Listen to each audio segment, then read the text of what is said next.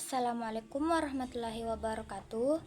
Perkenalkan, nama saya Nurul Kalbi Aryati dengan NIM 222020 38862080066 dari kelas PAI 6B Program Studi Pendidikan Agama Islam Fakultas Tarbiyah Institut Agama Islam Negeri Parepare. Baik, pada kesempatan ini saya akan menjawab pertanyaan-pertanyaan yang telah diajukan oleh rekan saya pada saat presentasi di kelas. Adapun video ini dibuat untuk memenuhi tugas mata kuliah Inovasi Pembelajaran dengan dosen pengampu Bapak Dr. Usman SAG MAG. Pertanyaan pertama yaitu dari saudari Nur Hidayah dengan pertanyaan bagaimana cara sekolah dapat mengatasi ketimpangan akses teknologi dalam penerapan inovasi pembelajaran digital, dan apakah semua inovasi teknologi dalam pendidikan selalu meningkatkan efektivitas pembelajaran atau justru dapat menjadi penghambat bagi siswa dan guru.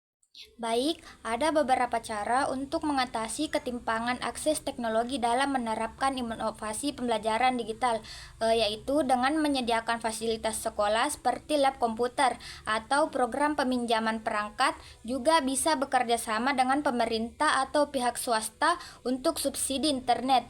Nah, di sini sekolah juga bisa menggunakan metode blended learning, yaitu menggabungkan metode konvensional dan teknologi supaya peserta didik bisa belajar dengan lebih efektif. Adapun dalam pendidikan sendiri, tidak semua inovasi teknologi itu bisa meningkatkan efektivitas pembelajaran. Di sini diperlukan juga pelatihan guru dan kesiapan infrastruktur. Peserta didik yang kurang paham dengan teknologi juga bisa mengalami kesulitan dan mengurangi fokusnya dalam belajar. Maka dari itu inovasi teknologi ini juga harus disesuaikan dengan kebutuhan dan kemampuan peserta didik serta guru. Selanjutnya, pertanyaan kedua dari saudari Jumra Ismail, yaitu bagaimana cara mengukur keberhasilan suatu inovasi dalam pendidikan, dan apakah ada contoh inovasi pendidikan yang gagal dan apa penyebab kegagalannya.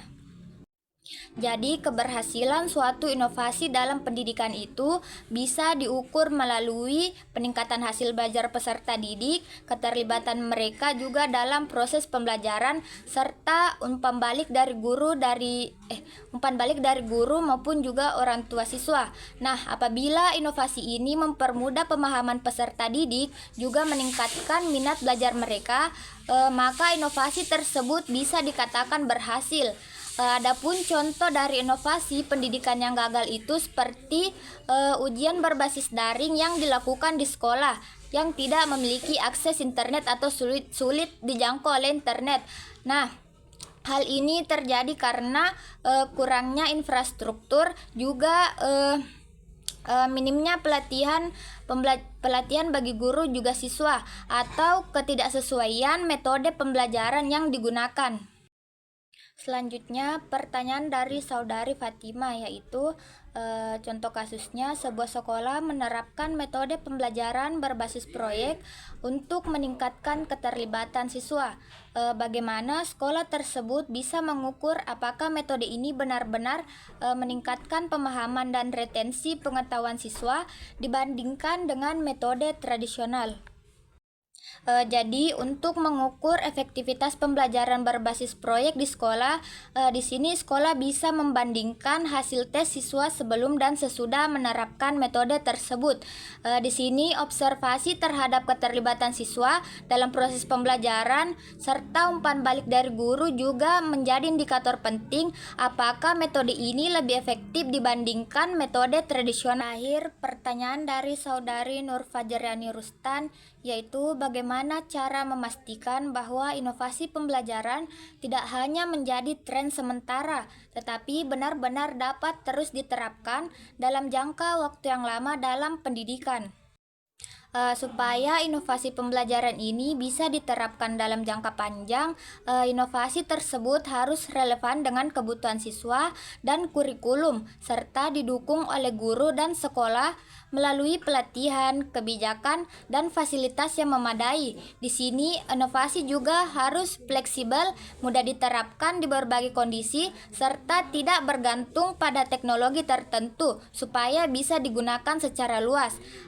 Evaluasi berkala juga diperlukan untuk memastikan bahwa efektivitas dan melakukan perbaikan. Selain itu, keterlibatan semua pihak termasuk siswa, orang tua, dan pemerintah juga bisa memperkuat keberlanjutan inovasi itu sehingga menjadi bagian dari sistem pembelajaran yang terus berkembang.